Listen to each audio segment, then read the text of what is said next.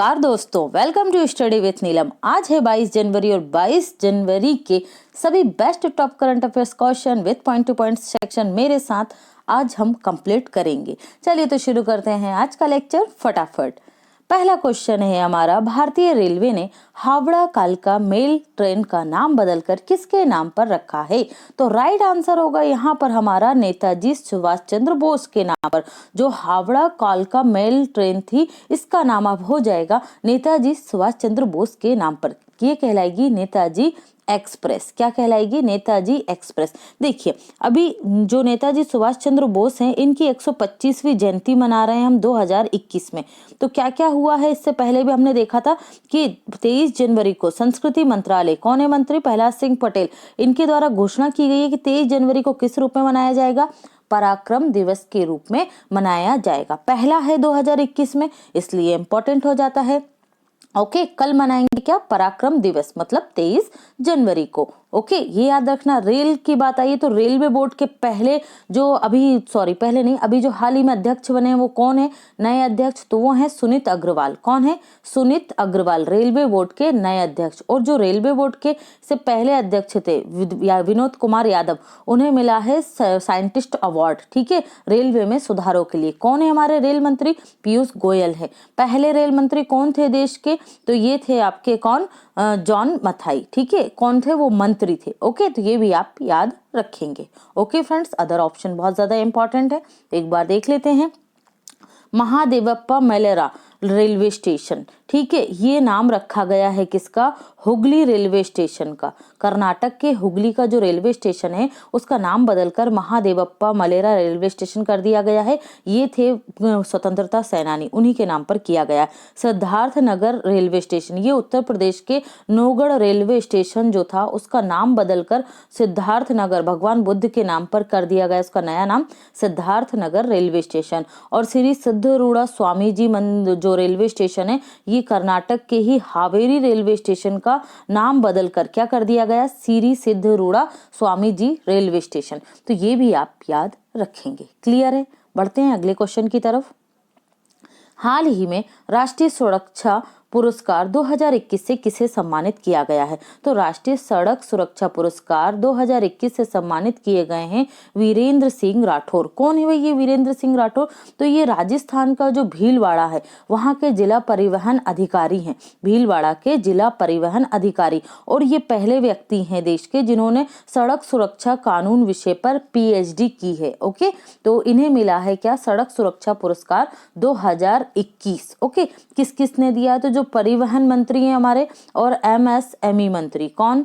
नितिन गडकरी और राजनाथ सिंह के द्वारा इन्हें यह सम्मानित किया गया है। तो ये आप याद रखेंगे। और इसके साथ ही एक और मोस्ट इंपॉर्टेंट पॉइंट है कि जो रक्षा मंत्री हैं और सड़क परिवहन मंत्री हैं, इन दोनों ने ही 18 जनवरी से 17 फरवरी तक, जो पूरा 1 मंथ है, 17 फरवरी तक, इसे क्या घोषित किया है? तो इसे घोषित किया है राष्ट्रीय सड़क सुरक्षा मंथ, ठीक है, राष्ट्रीय सड़क सुरक्षा माह। तो ये भी आप याद रखेंगे। नेक्स्ट देखते हैं।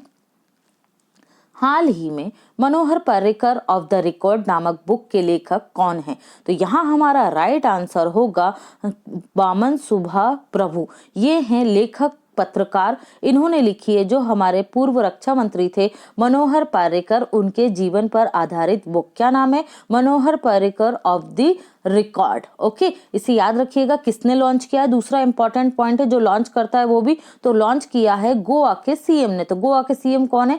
प्रमोद सावंत है। कौन है? प्रमोद सावंत। ओके, तो ये आप याद रखेंगे मनोहर पर्रिकर से। अदर ऑप्शन भी बहुत ज्यादा इंपॉर्टेंट है, एक बार देख लेते हैं। विनय कुमार सिंह, इनकी बुक आई थी ब्लीडिंग इंडिया। कौन सी आई थी? Bleeding India. ओके, वजाहत हबीबुल्ला, इनकी बुक आई थी माय टेयर with Rajiv triumphs and tragedy. Okay, और आर गिरिधरन, इनकी बुक आई थी right under our nose, right under our nose. Okay, तो ये भी आप याद रखेंगे। नेक्स्ट देखते हैं।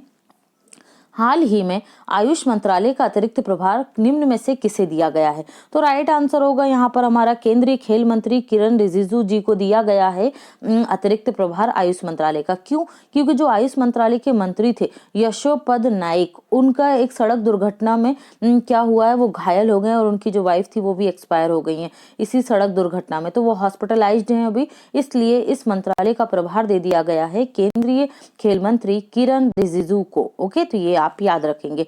पीयूष गोयल कौन है? तो ये हमारे रेल मंत्री हैं और उपभोक्ता मामलों के मंत्री भी यही हैं पीयूष गोयल। नरेंद्र सिंह तोमर ये हैं हमारे केंद्रीय कृषि मंत्री और खाद्य प्रसंस्करण मंत्री। स्मृति ईरानी ये हैं हमारी केंद्रीय कपड़ा मंत्री। तो सभी पॉइंट इंपॉर्टेंट है, याद रखिएगा। हाल ही में उत्तर प्रदेश के निम्न में से किस शहर में पहली बार स्ट्रॉबेरी महोत्सव का आयोजन किया गया? तो राइट आंसर होगा झांसी में। उत्तर प्रदेश के झांसी में पहली बार स्ट्रॉबेरी महोत्सव का आयोजन किया गया और इसे लॉन्च किसने किया है? वर्चुअली तो इसे लॉन्च किया है योगी आदित्यनाथ ने। योगी आदित्यनाथ ने इसका उद्घाटन किया गया। इसका मुख्य उद्देश्य बुंदेलखंड क्षेत्र के किसानों को इसकी खेती के लिए प्रोत्साहित करना और किसानों की आय को दुगना करने का लक्ष्य इसके तहत रखा गया है। ओके, और बड़े स्तर पर क्या हो रही है? स्ट्रॉबेरी की खेती को प्रोत्साहित किया जा रहा है। तो यहाँ हम मैप में देख लेते हैं किसको, अदर ऑप्शंस देख लेते हैं पहले हम।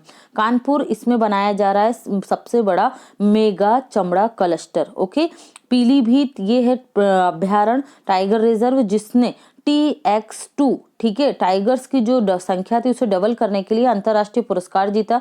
ग्रेटर नोएडा ये बन गया है जेवर ग्रीनफील्ड एयरपोर्ट का नया नाम क्या है? ग्रेटर नोएडा या नोएडा अंतरराष्ट्रीय एयरपोर्ट। ओके, देखते हैं हम उत्तर प्रदेश को। तो ये रहा मैप में उत्तर प्रदेश। और लखनऊ क्या है? इसकी राजधानी है। राज्यपाल है आनंदीबेन पटेल जो मध्य प्रदेश की भी राज्यपाल है। मुख्यमंत्री हैं Yogi Adityanath. Chief justice of Allahabad high court Govind Mathur है। जानवरों का पहला DNA बैंक ये बरेली में ही बना है आपका। ओके, यहाँ पर देख लेते हैं दिव्यांगजन शादी प्रोत्साहन योजना उत्तर प्रदेश सरकार ने प्रारंभ की है। विश्वकर्मा सम्मान श्रम सम्मान योजना उत्तर प्रदेश सरकार के द्वारा 2021 में प्रारंभ की गई। प्रधानमंत्री आवास योजना शहरी के क्रियान्वयन में सर्वश्रेष्ठ राज्य कौन सा रहा? उत्तर प्रदेश रहा। मुख्यमंत्री माटी कला योजना प्रारंभ की गई। शादी अनुदान योजना प्रारंभ की गई। सिख गुरुओं के इतिहास को राज्य के स्कूल पाठ्यक्रम में शामिल करने की घोषणा की गई उत्तर प्रदेश सरकार के द्वारा। जेवर ग्रीनफील्ड हवाई अड्डे का नाम नोएडा इंटरनेशनल एयरपोर्ट कर दिया गया। नोएडा इंटरनेशनल एयरपोर्ट का लोगो यूपी का राजकीय पक्षी क्या है? सारस। BC सखी योजना लॉन्च की गई। मेगा चमड़ा उद्योग पार्क कर्नाटक कानपुर में स्थापित किया जा रहा है। वरासत अभियान ग्रामीण क्षेत्रों में जमीन संबंधी निपटारे के लिए प्रारंभ किया गया है। तो ये सभी करंट के पॉइंट हैं, याद रखिएगा। बढ़ते हैं अगले क्वेश्चन की तरफ। हाल ही में DRDO और निम्न में से किस मंत्रालय के मध्य भू खतरा प्रबंधन में सहयोग के लिए एक समझौता किया गया है? इसे इंग्लिश में बोला जाएगा जियो हजार्ड। ठीक है, जियो हजार्ड मैनेजमेंट भू खतरा प्रबंधन में समझौता किया गया है DRDO और किसके मध्य? तो राइट आंसर होगा यहाँ पर हमारा सड़क परिवहन मंत्रालय के मध्य हुआ है। तो क्या होता है जियो हजार्डस या भू खतरा प्रबंधन? देखिए, आगे से जो सड़कों का निर्माण किया जाएगा तो उसमें जो टेक्नोलॉजी है और जो रिसर्च हैगा उसका भू वैज्ञानिक तरीके से रिसर्च करके सड़कों का निर्माण करने का काम अब किसकी सहायता से किया जाएगा? DRDO की। मतलब कभी कभी क्या होता है सड़कें धंस जाती हैं, भूस्खलन हो जाता है या भूकंप वाला क्षेत्र है, तो उस आधार पर सारी रिसर्च किसके द्वारा प्रोवाइड की जाएगी? DRDO के द्वारा की जाएगी। और इस तरह से भविष्य में सड़कों का निर्माण में DRDO और सड़क परिवहन मंत्रालय सहयोग करके नवीन टेक्नोलॉजी के आधार पर सड़कों का निर्माण करेंगे। कौन है हमारे केंद्रीय सड़क एवं परिवहन मंत्री? अभी हमने देखा नितिन गडकरी जी हैं। ओके, तो ये भी आप याद रखेंगे। पर्यावरण और वन मंत्रालय के मंत्री कौन है? तो प्रकाश जावड़ेकर हैं। तो ध्यान रखिएगा। DRDO की स्थापना कब हुई थी? 1 जनवरी 1958 में हुई थी। और DRDO के वर्तमान में अध्यक्ष कौन है? G सतीश रेड्डी हैं, जिनका कार्यकाल 2 वर्षों के लिए बढ़ा दिया गया है। ओके, नेक्स्ट देखते हैं। हाल ही में भारत और निम्न में से किस देश के मध्य सौर ऊर्जा के क्षेत्र में सहयोग के लिए समझौते को मंजूरी दी गई है? किस क्षेत्र में सहयोग करेंगे? सौर ऊर्जा के क्षेत्र में। तो राइट आंसर होगा यहाँ पर हमारा Uzbekistan, answer B. Okay, Bharat और जो उज्बेकिस्तान की सरकार है इनके मध्य समझौता ज्ञापन पर हस्ताक्षर हो गए हैं। केंद्रीय के मंत्रिमंडल ने इसकी मंजूरी दे दी है और इसके तहत जो इंस्टीट्यूट होंगे, किसके, उज्बेकिस्तान और भारत के इंस्टीट्यूट मिलकर किस क्षेत्र में जो अनुसंधान है, जो रिसर्च है, वो सोलर फोटोवोल्टिक स्टोरेज टेक्नोलॉजी को ट्रांसफर करने के क्षेत्र में काम करेंगे। मतलब जो सोलर फोटोवोल्टिक एनर्जी होती है उसे कैसे स्टोर किया जाए, कैसे उसकी स्टोरेज कैसे हो, उसे ट्रांसफर कैसे किया जाए एनर्जी को, तो इस क्षेत्र में रिसर्च करेंगे दोनों देशों के इंस्टीट्यूशंस। ओके, ये आप ध्यान रखेंगे। हम मैप में देखते हैं उज्बेकिस्तान को। तो ये रहा मैप में उज्बेकिस्तान, ऑरेंज कलर में आप देख रहे हैं। अरल सी ये लग रहा है उज्बेकिस्तान और कजाकिस्तान से। ये है किर्गिस्तान, पड़ोसी देशों को भी देख लीजिए, तजाकिस्तान, तुर्कमेनिस्तान और यहाँ है अफगानिस्तान। ओके, ये है कैस्पियन सागर और यहाँ का विश्व का सबसे बड़ा जो लैंड लॉक्ड कंट्री है वो कौन सा है? कजाकिस्तान है, जिसके पड़ोसी हैं उज्बेकिस्तान और किर्गिस्तान। ठीक है, देखिए यहाँ पर उज्बेकिस्तान की कैपिटल क्या है? तो कैपिटल है इसकी ताशकंद और करेंसी इसकी, याद रखिएगा करेंसी पूछी जा चुकी है एग्जाम में, तो सोम है। क्या है? उज्बेकिस्तानी सोम। ओके, क्लियर है। नेक्स्ट देखते हैं, हाल ही में निम्न में से किसने गाज़प्रोम ब्रिलियंसी पुरस्कार 2021 जीता है?